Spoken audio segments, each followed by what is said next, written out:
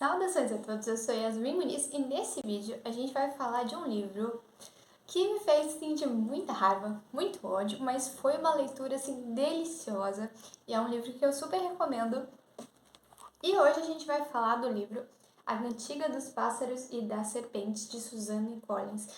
Bom, para quem não tá contextualizado com o assunto, se você já ouviu falar de uma saga de filmes chamado Jogos Vorazes, a gente está falando da mesma autora e esse livro faz parte desse universo. Então, se você já viu os filmes, já leu os livros, eu garanto que o nível de qualidade continuou o mesmo, quiçá até superou. Então, vamos falar um pouco da história. Essa história se passa muitos anos antes dos Jogos Vorazes que a gente conhece, com a Katniss e com Peeta e tudo mais. Se passa na 10ª edição, e aqui a gente vai ser apresentado a versão jovem do presidente Snow. E, assim, a beleza dessa obra tá em trazer alguns... Tudo bem, e nos Jogos Vorazes a gente já tem muitos debates morais quanto Estado, quanto a questão do homem ser bom por natureza ou não, mas aqui nesse livro é trabalhado de uma forma tão, assim, natural, com os elementos, com os personagens, que é uma verdadeira aula de filosofia narrativa. É uma coisa fantástica, assim. Pra você que já ouviu falar sobre Rousseau, Hobbes, e você com certeza vai olhar assim pros personagens, algumas situações, e você vai ver o link muito certeiro. Mas falando um pouco da história. Então, eu vou tentar não trazer nenhum spoiler nesse... Vou me segurar pra não trazer nenhum. Então, como eu tinha comentado antes, vai trazer a história do jovem Snow. Então, diferentemente do que a gente poderia pensar, ele era alguém que tinha uma família com muito renome. A família Snow tinha todo um nome, toda uma dinastia, mas depois do período de guerra, e eles tiveram muitas perdas também humanas, e a família ficou só com o título, digamos assim.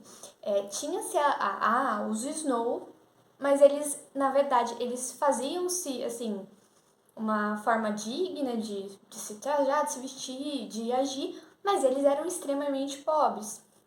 Comida, ela era extremamente escassa, eles tinham que dar o jeito deles. Então, o que sobrou da dinastia Snow era o jovem Snow, o Coreo. Eu não gosto do primeiro nome dele. O Coreo, como diz a Tigris, que é a prima dele, e a avó deles. Então, a senhorinha Snow, a prima, a Tigris e o Snow. E ele tá numa fase que ele vai completar os estudos dele, vai tentar passar por mérito para conseguir dinheiro, assim, uma bolsa, para conseguir entrar na faculdade, já que eles estão muito pobres, muito pobres. Eles só têm o nome de uma família que foi muito rica um dia, mas eles realmente de fato não são. E nesse contexto todo, vai haver uns jogos vorazes que vai ser um pouco diferente, porque o intuito era fazer os jogos vorazes serem assistidos pelos distritos, como se fosse uma forma de punição e também uma forma de demonstração de poder. Mas as pessoas não se interessavam e também o modelo era muito brutal, era muito violento, então as pessoas não iriam assistir. Então, uma ideia genial foi trazer mentores para os competidores. Então, alunos com altas notas, altas recomendações, iriam auxiliar no modo de estratégia, de comportamento, os tributos.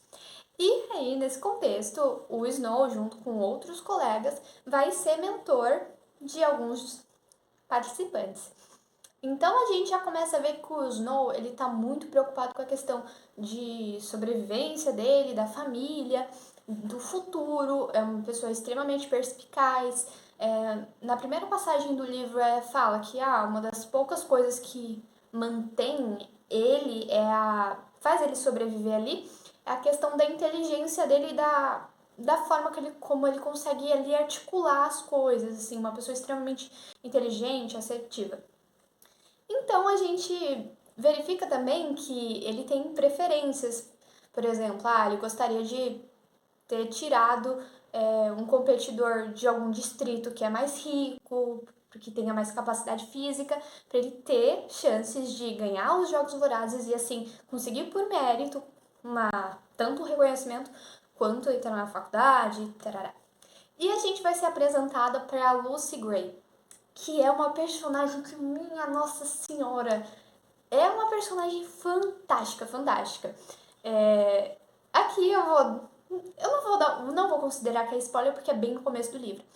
Então, no Distrito 12, depois a gente vai falar de teorias.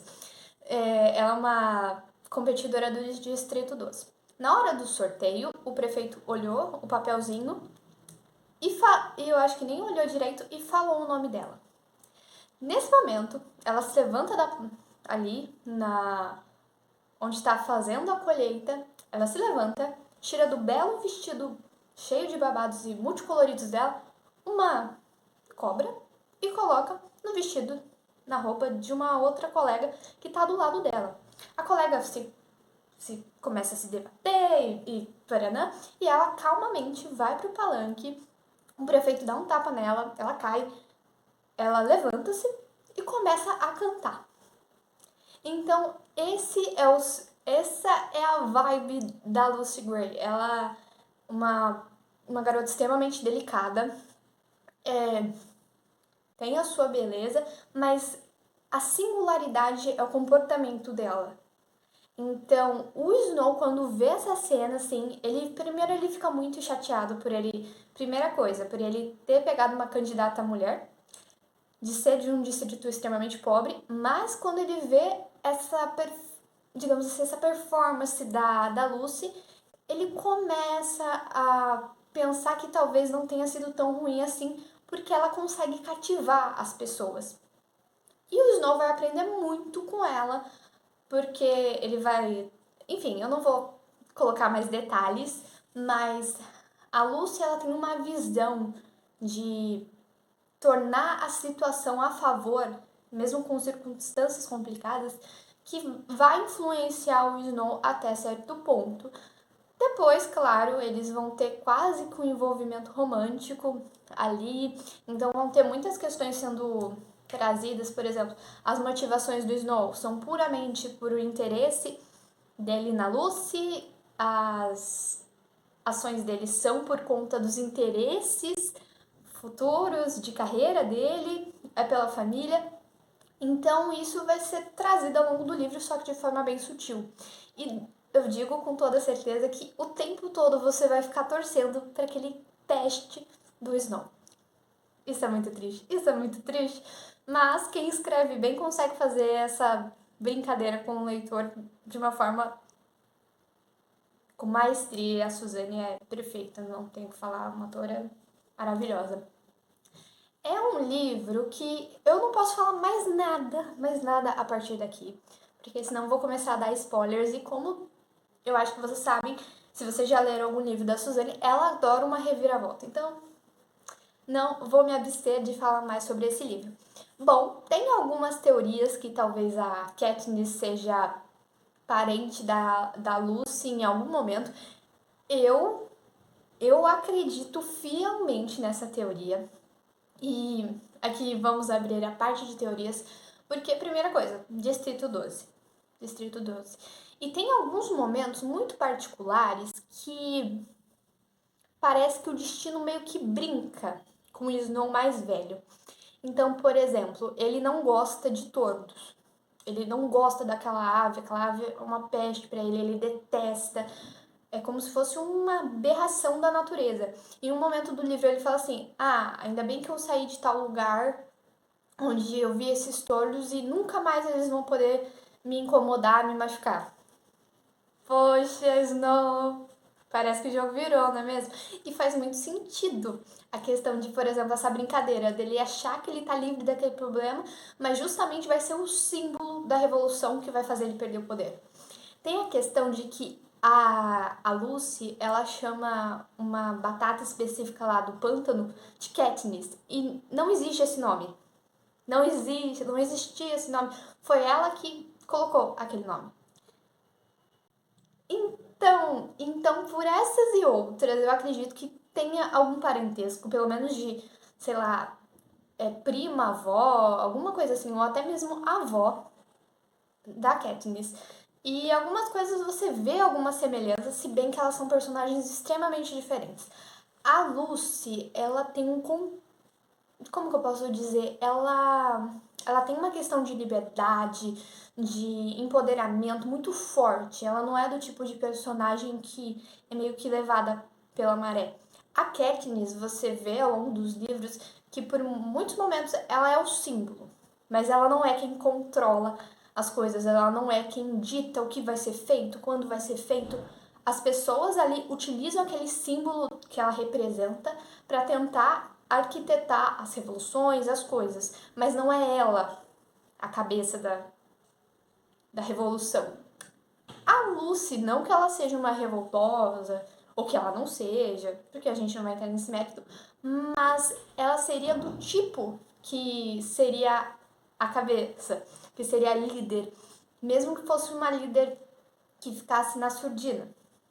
Então são perfis diferentes, mas algumas coisas elas têm em comum. Se você vê algumas atitudes, principalmente às vezes digamos assim, de lealdade, que às vezes são parecidas entre as duas. Porém, tem sempre um porém, nesse livro a gente fica com algumas pulgas atrás da orelha quanto às motivações dos personagens, porque às vezes fica ambíguo algumas coisas. Principalmente ao final. Quando você lê, você me diz, depois você volta nesse vídeo, fica muito ambíguo algumas situações, o que aconteceu, o que não aconteceu, o que vai acontecer. Então eu sugiro que quando você terminar, você venha aqui me contar pra gente discutir sobre esse assunto e eu provar que eu não estou ficando louca com as minhas teorias. Enfim, é isso. É um livro que eu super recomendo a leitura. É um livro que eu acho que eu devorei em, sei lá, uma semana.